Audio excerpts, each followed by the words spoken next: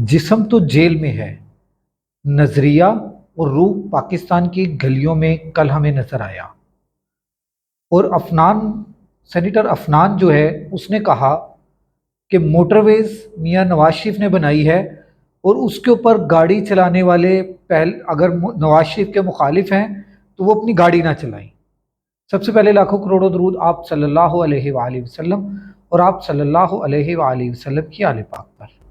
अच्छा दोस्तों, मैं पहले आपसे बात करना चाहता हूँ अफनान उल्लाह की। अफनान उल्लाह का एक बयान आया है जो मैंने थंबनेल के ऊपर भी लगा दिया है कि मोटरवेज मियां नवाज शरीफ ने बनाई है। इसके ऊपर सफ़र करने वाले, गाड़ी लेकर आने वाले अगर मियां नवाज शरीफ के मुखालिफ हैं तो वो अपनी गाड़ी लेकर ना आए। सबसे पहला सवाल कि मोटरवे जो बनी है वो मियां नवाज शरीफ साहब ने अपने वालिद मोहतरम के पैसों से बनाई है। दूसरी बात, आप होते कौन हैं ये अल्फाज कहने वाले? हम पाकिस्तानी टैक्स देते हैं, फिर ये मोटरवेज बनती हैं।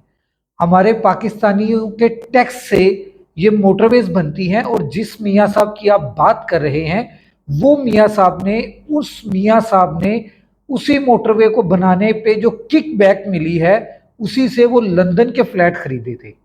अफनानुल्लाह साहिब, मेरे ख्याल से आप शेर अफजल मरवत का वो थप्पड़ भूल गए हैं जो उन्होंने आपके मुंह पर मारा था एक लाइव प्रोग्राम में। आप अब अवाम से लित्रो लितरी होना चाहते हैं। आप चाहते हैं कि अवाम आपको लित्रो लितरी हो। ये अवाम टैक्स देकर मोटरवे बनवाई है और उसमें से किक बैक लेकर मियाँ साहब ने फ्लैट बनाए हैं और उसके बावजूद अभी तक अवाम जो मोटरवे पे सफ़र करती है वो एक कार वाला 1100 से 1200 रुपया पे करता है मोटरवे का टूल टैक्स। या तो आप वो पे करते हैं अपनी जेब से तो हमें बता दें, हम गाड़ी लेकर नहीं आएंगे। अगर हम जीटी रोड से जाते हैं तो टोटल खर्चा 250 रुपया आता है। मोटरवे पे जाने पे हम 1000-1200 रुपया पे करते हैं अपनी सहूलत का। आपने एहसान नहीं किया, आपने कारोबार किया है। आपके लीडर ने कारोबार किया है। आपके लीडर ने जो जितना इस मुल्क को लूटा है वो आप भी जानते हैं और आपके मरहूम वालिद साहब भी जानते हैं। इसीलिए वो भी पॉलिश करते थे और पॉलिश करते करते बीच में अड़ भी जाते थे जब उनकी पॉलिश खत्म हो रही होती थी। अफनानुल्लाह साहब, अवाम के कहर से आप भी बचें। आप मालिक ना बने।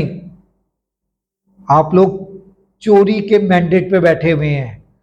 चोरी का मैंडेट लेकर आप बैठकर हम पाकिस्तानियों को बातें सुनाते हैं। कुछ शर्म या करें। ये ख्वाजा आसिफ के अल्फाज मुझे नहीं भूलते जब वो उन्होंने कहा था कुछ शर्म होती है, कुछ हया होती है। और मैं आपको बता दूं, पूरी कौम ने कल साबित किया है, पूरी कौम ने कल साबित किया है कि इमरान खान कैदी नंबर 804 जेल में है।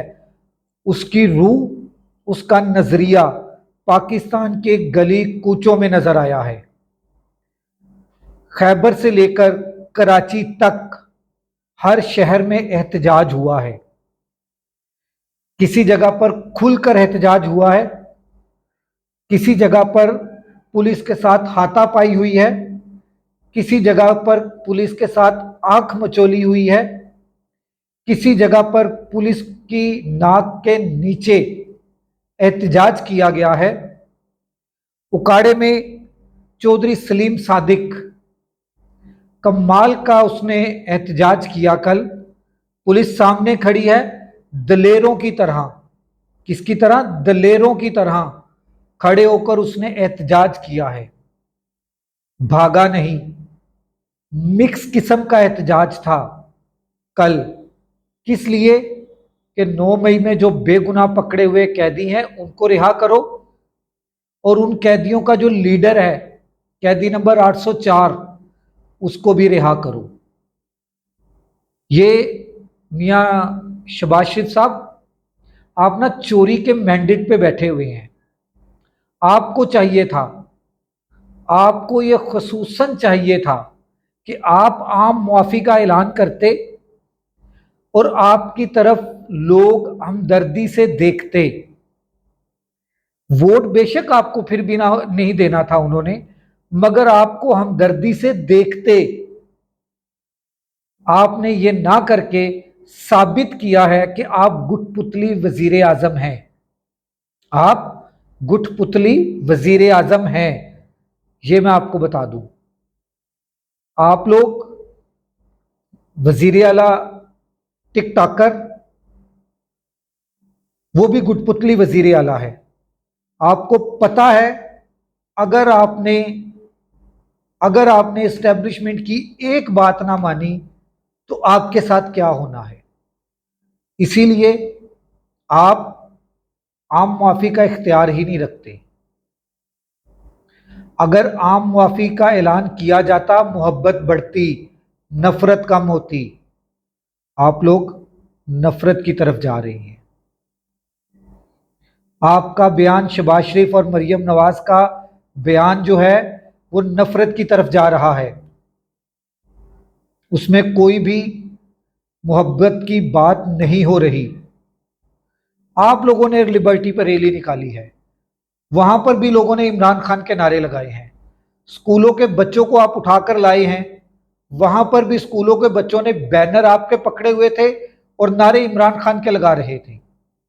और जिन्होंने इमरान खान के झंडे पकड़े थे, उन्होंने तो नारे लगाने ही इमरान खान के थे। कुछ सोचें, कुछ समझें। आपके मुशीर आपको गलत मशवरे दे रहे हैं। हम आपको ग्राउंड में बैठे हुए जमीनी हकायक बता रहे हैं, ग्राउंड लेवल के हकायक बता रहे हैं। मोहब्बत को आम करें, नफरत से बचें। अगले व्लॉग तक राशिद इकबाल कादरी को इजाज़त दीजिए। अल्लाह हाफिज़।